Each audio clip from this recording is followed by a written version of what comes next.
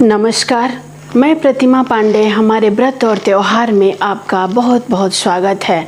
आज हम आपको सावन मास की कामिका एकादशी की कथा सुनाने जा रही हूँ, जो अर्जुन के कहने पर भगवान श्री कृष्ण ने अर्जुन को सुनाई थी।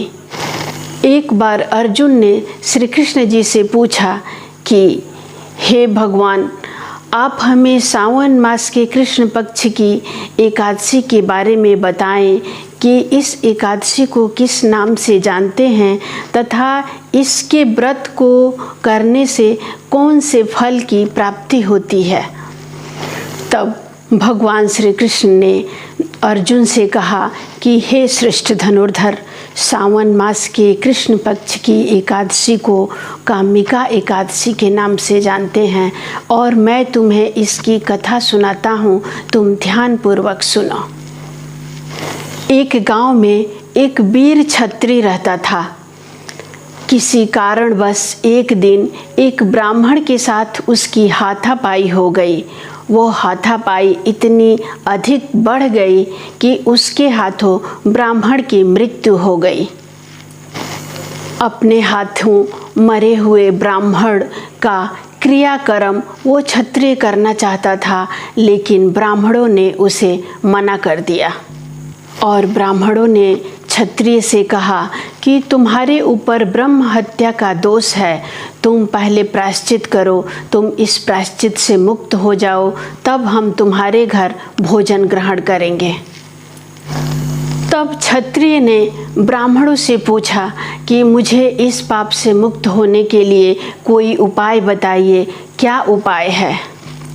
तब ब्राह्मणों ने क्षत्रिय को बताया कि तुम सावन मास के कृष्ण पक्ष की कामिका एकादशी का व्रत रखकर विधि विधान से श्री हरि विष्णु की पूजा करो, ब्राह्मणों को दक्षिणा के साथ भोजन कराओ और उनका आशीर्वाद प्राप्त करके इस ब्रह्म हत्या के पाप से मुक्त हो जाओ।